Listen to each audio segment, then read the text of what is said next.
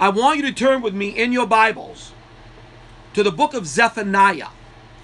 The book of Zephaniah. I saw that my pastor, Dr. Jeff Amsbaugh, is in the room with us. And Pastor, I just saw you there. Thank you so much, brother, for tuning in. I really do appreciate that. And Janie Barbin has joined us. Jerry Moore has joined us. And of course, Lori made the statement that I know Hebrew would be great to learn, but would be mind-boggling. It's really not mind-boggling at all. And, if you apply yourself, you can actually learn this language. I'm not saying I'm fluent in Hebrew, because I'm not. But I know enough Hebrew to make me just a little bit dangerous. So I can see that Bree Orton is in the room with us. And so we appreciate Bree being here. And so, folks, learn the language of Jesus, the language of the apostles, the language, I believe, of heaven, the language of the kingdom to come. So I hope and pray that you would take advantage and order this book from our ministry, Zola's Introduction to Hebrew. And so I'll talk about it at the end of the broadcast. And if you order that book, we will throw in the CD of today's message, the revival of the Hebrew language. But I want to direct your attention to Zephaniah chapter 3 and verse number 9. The context of Zephaniah, not Zechariah, Zephaniah. Chapter 3, the context of Zephaniah, chapter number 3, is Jerusalem's sinful past, but her future redemption. But then we also see in Zephaniah 3 the ultimate supremacy of Israel in the future. I see that Stephen Mitch Smith is here with us. Good morning to you, Stephen. And Glenn Bond has joined us. Thank you for joining us, Glenn. And we have a dear Jewish brother in the Lord, Shlomi Abramov.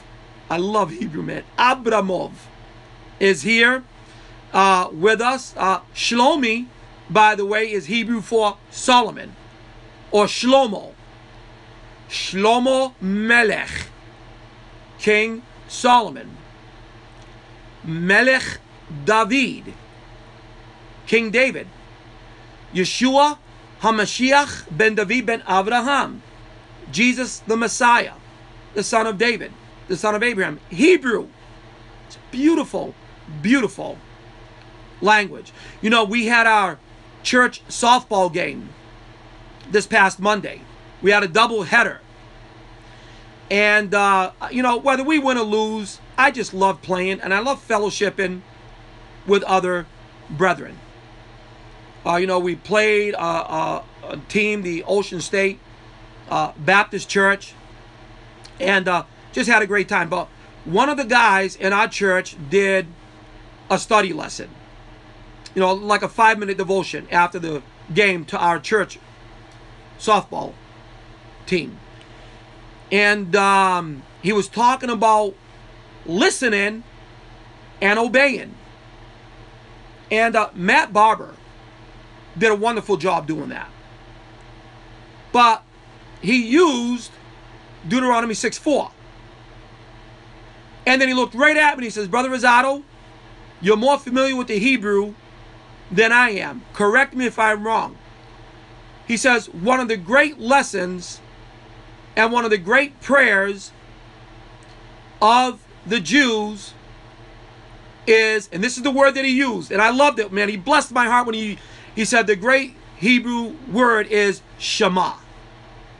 And I'm like, oh, Matt Barber, Shema. He said Shema would mean listen or hear. And he's right. Deuteronomy 6:4. Shema, here is Shema. Israel, Adonai Eloheinu, Adonai Echad. I always got to get that guttural in there. Echad. Hear, O Israel, the Lord our God is one Lord. Man, that his lesson really blessed my socks off. The brother was using Hebrew, man. It's a beautiful, beautiful language. Now, there are some languages out there that can be pretty ugly languages. And I'm not going to be specific as to what languages I'm talking about. But the Hebrew language is one of the most beautiful languages in the world. Let me just say hi to Patsy Holt. She says, I have always loved your prophetic lessons. I appreciate that, Patsy. My wife, Patty, is watching, even though she's in the living room with the grandkids. Candy and Paul's sweetheart is here. And not only is my wife watching, but my grandkids, Isaac. That, you say Isaac in Hebrew. Isaac. And I believe Nikolai might be watching as well.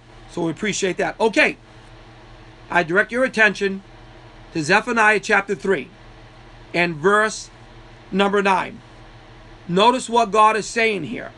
For then will I turn to the people, this would be the Jews, a pure language. I want you to underline that phrase. A pure language. That they may all call upon the name of the Lord to serve him with one consent or with one accord. Why would God call this special language a pure language? Well, we're going to look at that in just a few moments. But I want to talk about the revival of the Hebrew language. Now, if you come to Israel with me, say, Lord willing, next year in the spring, say in March of next year, that's what we're looking at. And, we look to take about 15, 20 people. We do small tours. I don't like doing big tours. And when we go to Jerusalem, I want to take you to a museum. You look at it, it looks like it's shaped like a UFO. But actually they constructed it to look like the top of a jar handle, a white jar handle. That looks like the jar handles that they discovered on the Dead Sea Scroll jar handles near the Dead Sea at a place called Qumran in 1947. That's why they made the museum to look like the top of a jar handle. So when you go there, you go into that museum, you will notice in the very center of that museum, which is called the Shrine of the Book. That's the name of the museum, the Shrine of the Book. And you will see the complete scroll of the book of Isaiah. So when you visit the Shrine of the Book in Jerusalem, you would see in the very centerpiece of the museum the Isaiah scroll displayed in a circular glass case. This scroll was written by the Essenes. They copied that scroll 2,000 years ago. Now, think about this with me for a moment. And listen to me very carefully, folks. A Greek boy, say maybe 8, 10 years old.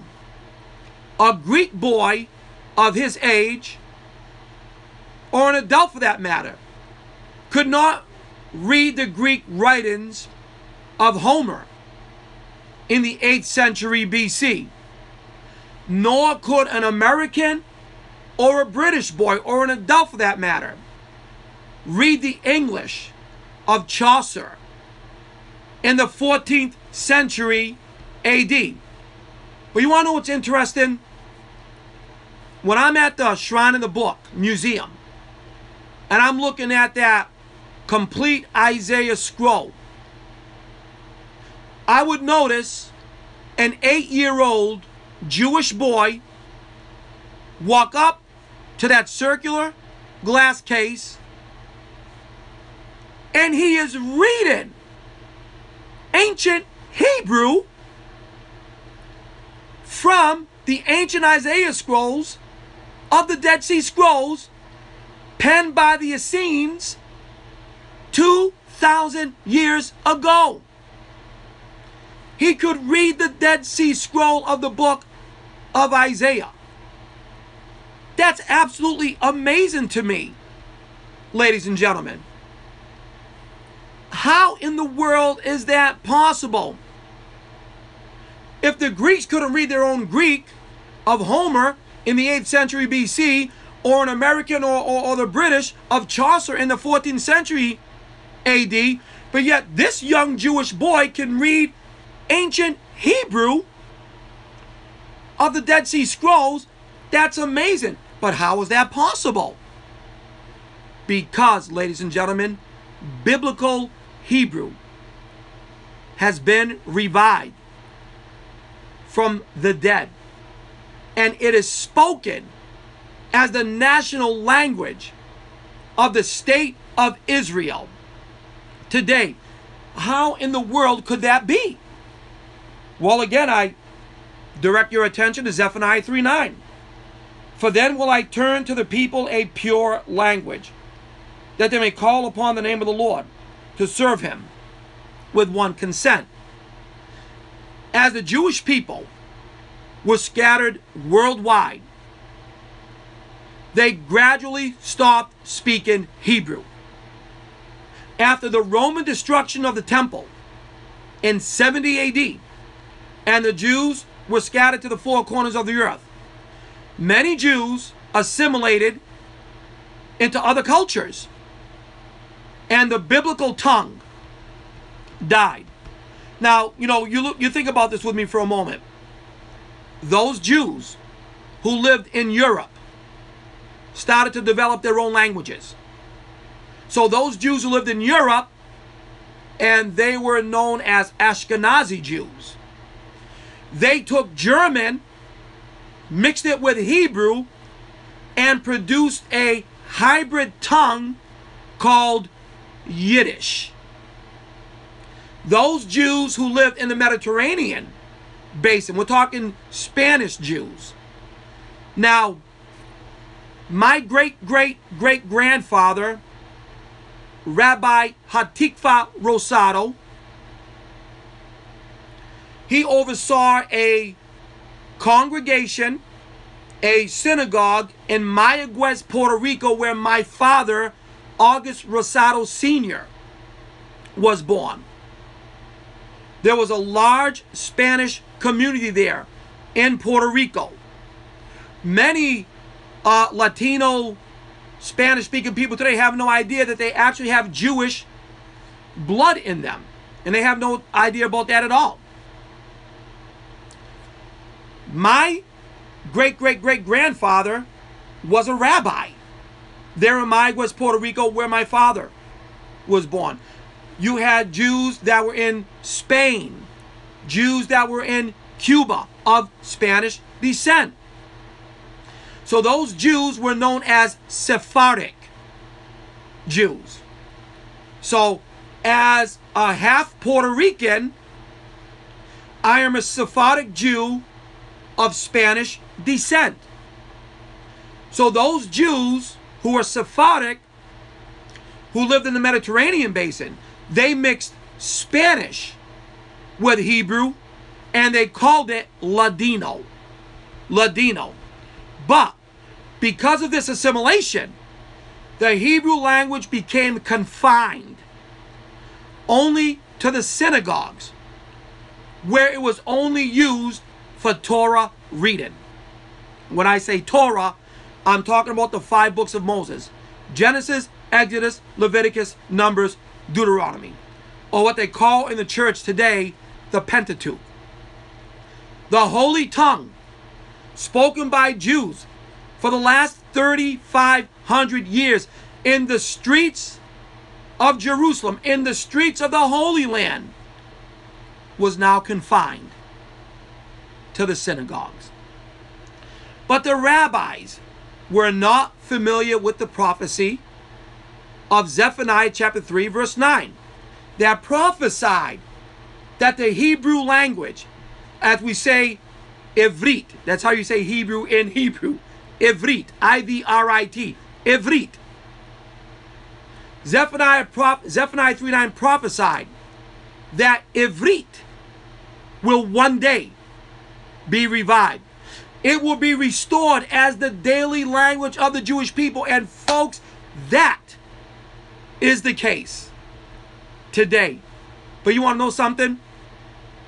Do you know that Isaiah chapter 19 and verse 18 tells us that in the future, during the millennial kingdom reign of Jesus the Messiah, there will be cities in Egypt, an Arab country, with the largest Arab population in the Middle East today, that borders on the south of the state of Israel, that during the millennial kingdom, the Egyptians will be speaking Ivrit. The Egyptians will be speaking the Hebrew language. I direct your attention to Isaiah chapter 19 and verse number 18, where it says, in that day, talking about the reign of the Messiah in the kingdom, in that day shall 5 cities in the land of Egypt speak the language of Canaan. Canaan today is Israel. And swear to the Lord of hosts, one shall be called the city of destruction. Now, what's interesting is that our key verse in Zephaniah 3:9 is set in the context of being fulfilled after God has poured out his indignation on the nations of the world during the tribulation period. After he has poured out his indignation on the nations of the world, those nations will be converted to speak Ivrit, the Hebrew language. So the implication here, folks, is that after Jesus puts down these nations, these rebellious nations, he will establish not only his kingdom, but he will establish Hebrew as the universal language at the beginning of the millennium. Man, that just makes the hair on my arms stand up. That's why I believe that not only will Ivrit, Hebrew, not only be the language of heaven when we're in heaven one day, but the language of the kingdom during Jesus' earthly, physical, bodily reign from the city of Yerushalayim shel zahav v'shel choshev v'she'or halo lekoshi arik ani kinor. Jerusalem, the city of gold, let me be a violin unto all your songs. Yerushalayim, Yerushalayim, Jerusalem, Jerusalem, the language, Hebrew, of the kingdom. The revival of biblical Hebrew as the spoken language today of the Jewish people, folks, must be considered a miracle of God and at least a partial fulfillment of Zephaniah chapter 3 and verse number 9. Not a complete fulfillment, but a partial fulfillment of Zephaniah chapter 3 verse 9. The revival of the Hebrew language against all odds has partially been fulfilled. And folks, you got to admit, you must agree with me, there is no example in world history of an ancient language being revived as the spoken language of a modern nation. The revival of the Hebrew language. This is a unique, historical phenomenon. You must agree with me with that. And you want to know something? God got that ball rolling. God orchestrated the revival of spoken Hebrew through one individual. Not a group. One man. Through a baby born to an Orthodox Jewish family in 1858 in Lithuania, which at that time was a part of Russia. He was given the name, this baby was given the name Eliezer Yitzhak Perlman. Eliezer was amazed as he was growing up that the rabbis, Orthodox Jews, considered Hebrew to be the holy language of the synagogue and the rabbinic writings only. It was not to be used for secular purposes. By the way, which was considered by the rabbis to be blasphemy, to speak the holy tongue outside the synagogue, to speak it on the streets.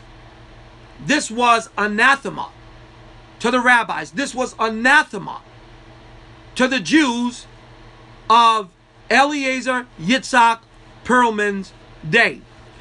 Eliezer grew up only knowing one tongue, and that was Yiddish.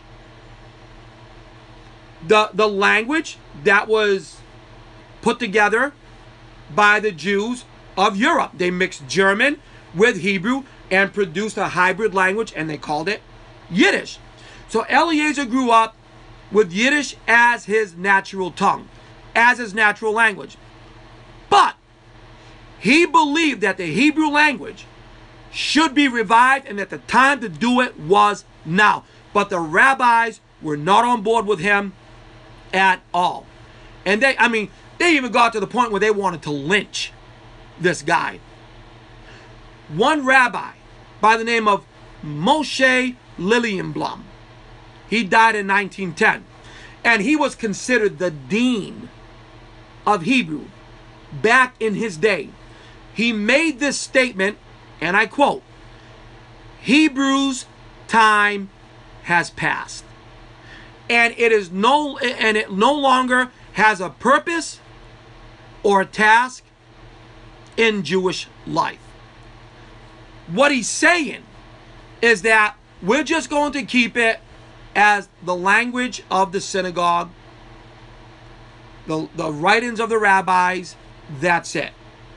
We will not make it the language of everyday life in the streets or in the homes. So, Jews like Rabbi Lilienblum said Hebrew was dead, never to be revived. So, don't even think about it. And if it is revived, you only use it for the synagogue or the rabbinic writings only. So, to them, they believed it was wrong to use the holy tongue to say something like, "Hey, I want you to take out the garbage." Or "It's time for you to go to work at whatever." They did not want Hebrew to be used in that fashion at all. So to them, it was blasphemy. So to have this Johnny-come-lately, Eliezer Yitzhak Perlman, come on the scene and say, "Hey guys, we need to read the scriptures here." And by the way, Eliezer was secular, but he believed Zephaniah and his prophecy that one day Ivrit would be revived. Eliezer's zeal was for the revival of the Hebrew language as the daily spoken tongue. He believed in the prophecy of the scriptures that Hebrew would be revived, even though Eliezer was secular. Eliezer wrote this statement in a letter, and I'm going to read this letter to you. And this is what he said, and I quote in his letter. He said, "I have decided that in order to have our own land," this will be the land of Israel, "and political life, it is also necessary that we have a language to hold us together. That language is Hebrew, but not the Hebrew of the rabbis, and scholars. We must have a Hebrew language in which we can conduct the business of life. It will not be easy to revive a language dead for so long a time. End quote. Eliezer Yitzhak Perlman was so infatuated with reviving this dead biblical language. He was so infatuated, folks, and wanting to go back to the land of his forefathers, the biblical land, that he changed his name. Eliezer considered himself a son of Judah. A son of Judah. A son of the land of his forefathers. The biblical homeland of Eretz Israel. That's Hebrew for the land of Israel. Eretz Israel. Because of this passion that he considered himself to be a son of Judah, he changed his name from Eliezer Yitzhak Perlman, Eliezer Isaac Perlman, to Eliezer ben Yehuda. Ben Yehuda is Hebrew for son of Judah. Eliezer ben Yehuda.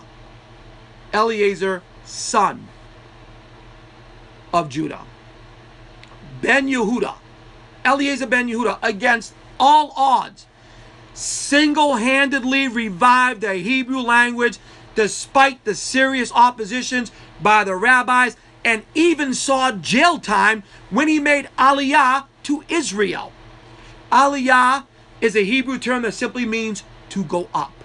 Today, the Israeli government uses Aliyah to refer to Jewish immigration back to the land of Israel from all over the world. But in biblical times, Aliyah simply means you ascended up to the holy city of Jerusalem. For the three main pilgrim feasts of Pesach, that's Passover, Shavuot, or you better know it in the Greek as Pentecost, and of course, Tabernacles. So Jews were required to go up 3 times a year based on Deuteronomy 16:16 for Passover, Pentecost, and Tabernacles. They made Aliyah. You would literally go 2,700 feet above sea level from the Mediterranean Sea up to Jerusalem. And you would do that when you get into your tour bus, when you arrive at Ben Gurion Airport in Tel Aviv, get through customs, get your luggage, get on your bus, literally drive 2,700 feet above the Mediterranean to the city of Jerusalem. Eliezer ben Yehuda was not only opposed by the rabbis in trying to revive the Hebrew language, but even saw jail time by the Turkish authorities who were ruling over the land at that time. They were occupying the land at that time. Eliezer ben Yehuda, if you were in his house, he would shut you right up if you tried speaking any other language. Ben Yehuda would not allow any other language spoken in his home other than Hebrew. Even his wife, who was not even familiar with Hebrew at the time, he told his wife, "You will not speak any other language in this house other than Hebrew. When our babies are born, they will not know any other language but Hebrew." He isolated his children in their home only to learn Hebrew. When their first child, amazing, when their first child was born, he said, "This will be the first child in 2,000 years to speak Hebrew." And the first time that baby spoke, the first words that came out of that child's mouth was Abba. Abba. Abba is Hebrew for daddy. When I'm in Israel, I see these little Jewish children, boys and girls, they're running around and they're calling out to their father, Abba, Abba, Abba, or to their mother, Ima, Ima, Ima.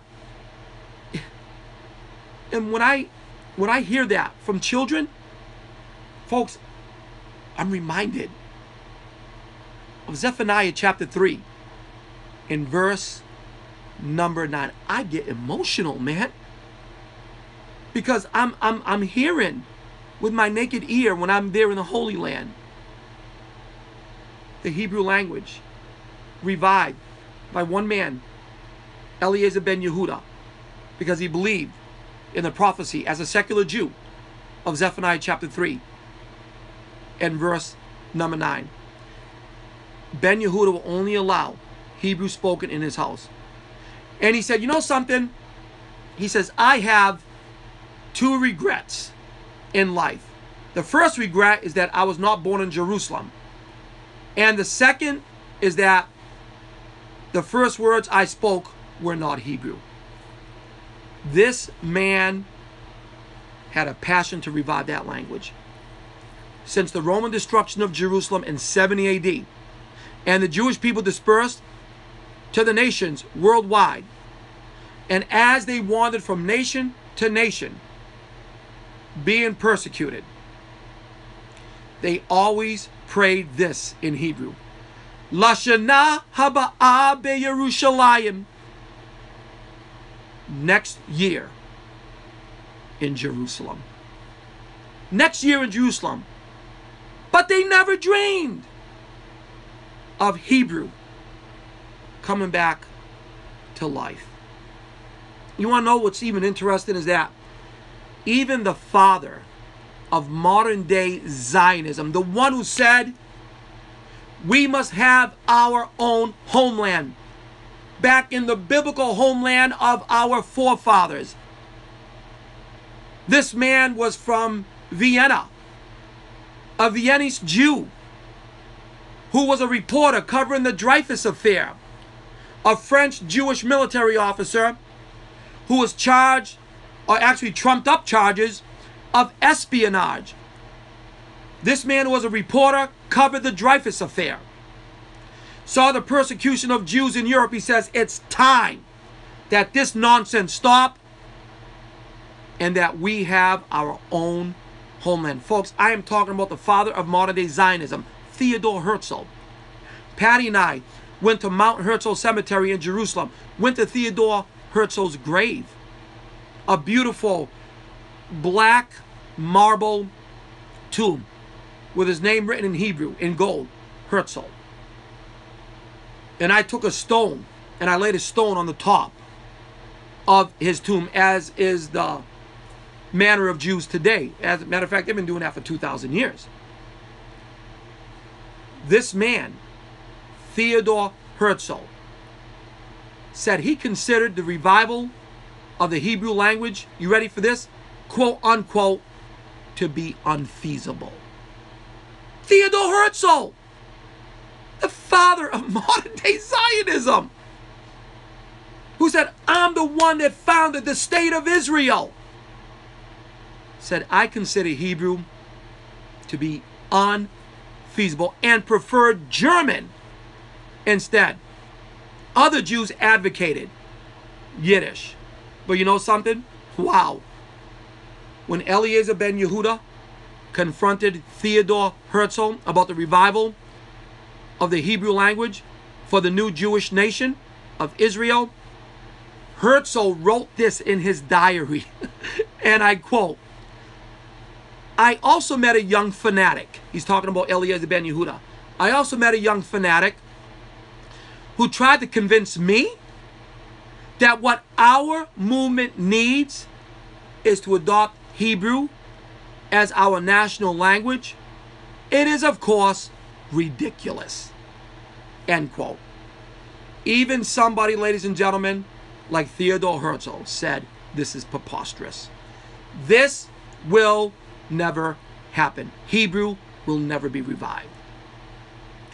One of Eliezer ben Yehuda's greatest achievements was the creation of a dictionary of the Hebrew language. that still exists today.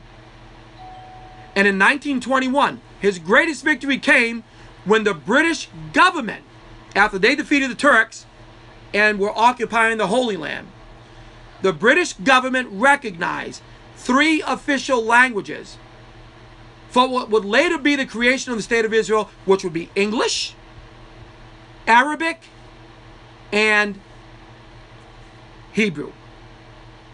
Today, as an American, or maybe as a British person, you can go to Israel and speak English, and they understand you perfectly out there, because they learn English there in Israeli schools. So by speaking English, they understand you perfectly out there. But Hebrew and Aramaic are the main languages out there in Israel today. But Hebrew is the official language of the state of Israel. Folks, that was against all odds. Before Eliezer ben Yehuda died of tuberculosis, his last dying words were this, and I quote,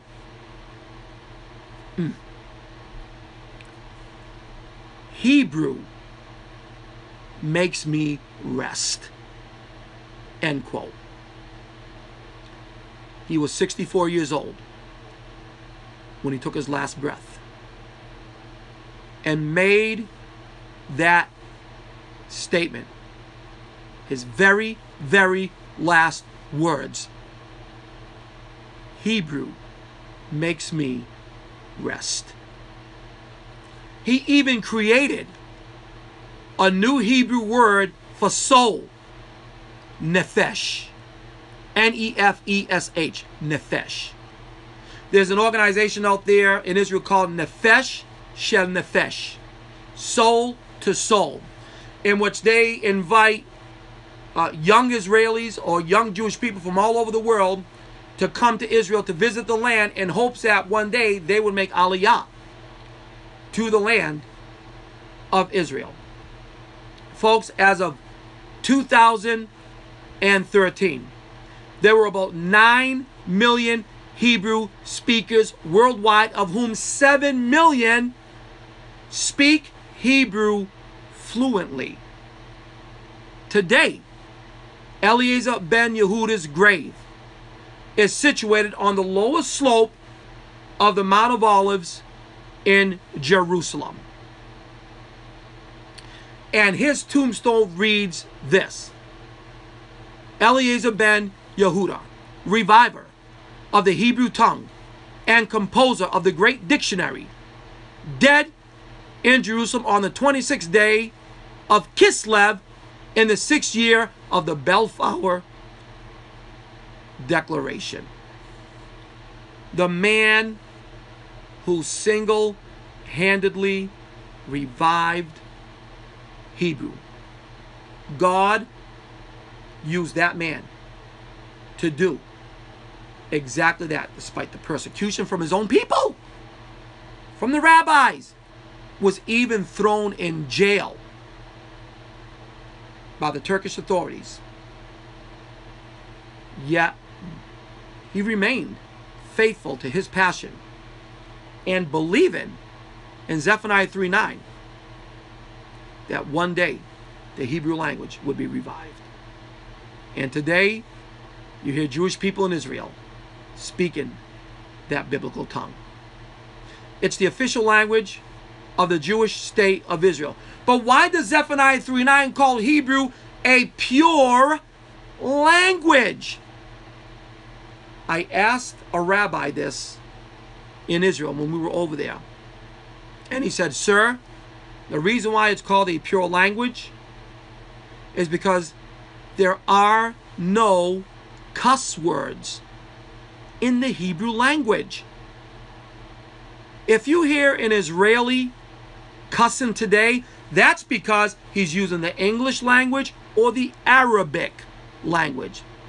He cannot find any type of cuss words in the Hebrew language. And that's why Zephaniah 3:9, God says, and I will restore to the people a pure language. In the future, according to Bible prophecy, all nations will go up to Jerusalem to celebrate Sukkot. That's Hebrew for tabernacles. To celebrate the Feast of Tabernacles. That's Zechariah chapter 14, verse 16. And when they do, they will be speaking Hebrew in the kingdom to come. And that will be the complete fulfillment of Zephaniah chapter 3, verse 9. Its partial fulfillment already came to pass when Eliezer ben Yehuda single-handedly revived the language. But its complete fulfillment will come to pass in the kingdom to come. And again, in closing, I direct your attention to Isaiah chapter 19 and verse number 18. In that day shall 5 cities in the land of Egypt speak the language of Canaan, that's today Israel, and swear to the Lord of hosts. I love that phrase. Adonai Tzevaot, Hebrew for the Lord of hosts. One shall be called the city of destruction, after God has poured out his indignation and destroyed those rebellious nations. Those nations come under the iron rule of Jesus. That's Revelation 12:5. Then Ivrit shall be the spoken universal language of the kingdom to come. Wow. I tell you, folks, what a day. What a day that is going to be. You notice my friend Robin Hopper here, who's a Jewish believer there in Dallas, Texas. He says, Boker Tov, August, our love to you and Patty. Boker Tov, he says. Boker, morning. Tov, good. Morning, good. Because we read Hebrew from right to left. So instead of saying good morning, it's morning good. So Robin says, Boker Tov. We have Jacob King over here. Jacob, Yaakov, or Yaakov. Y-A-A-C-O-V, Yaakov. Abraham, Yitzchak, Yaakov. Abraham, Isaac, and Boker Tov, Jacob. So it's great to have him in the room with us. Folks, Hebrew is a beautiful, beautiful language. You know, you can find many apps to learn Hebrew, to even learn how to read it. You know, like my shirt right here.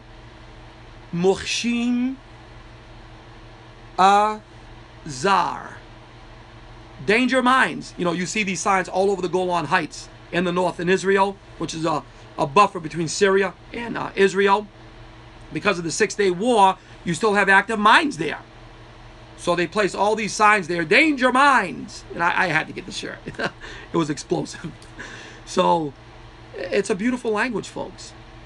It's a beautiful language. Learn it. Learn the language of heaven. Learn the language of the kingdom to come. And you can do exactly that by ordering this book from our ministry. Zola's Introduction to Hebrew. Learn the language of the kingdom. You can order this book from our ministry for $39 plus $4 shipping and handling. There is like 378 pages here. But man, I mean, it shows you the vowels, the words, how to pronounce the words, how to pronounce the Hebrew, how to, you know, pronounce the Hebrew alphabet. Let me see if I can give a shot at the Hebrew alphabet. Aleph, Beit, Gimel, Dalet, Hey, and Vav, and Zion, Chet, Tet, Yod, and Kaf, Lamed, Men, Nun, Samech, Ayin, Pei, and Sadi, Kof, Resh, Shin, and Tav. The 22 letters of the Hebrew alphabet. By the way, by way of chasing a rabbit, read Psalm 119. That whole chapter. The longest chapter in the scriptures. Psalm 119. Every eighth verse of Psalm 119 corresponds to the 22 letters of the Hebrew alphabet. Read Psalm 119 when you get a chance. Every eighth letter corresponds to the 22 letters of the Hebrew alphabet. Hebrew. Evrit. Such a beautiful, beautiful tongue. The tongue of Yeshua HaMashiach. The tongue of Jesus, the Messiah. The tongue of his Talmudim, his disciples. The language of the kingdom. Folks, order this book from us. Zola's Introduction to Hebrew. $39 plus $4 shipping and handling. And if you order this book, I'm going to throw in a CD of today's lesson. The revival of the Hebrew language will accompany this book. So folks, take advantage of it.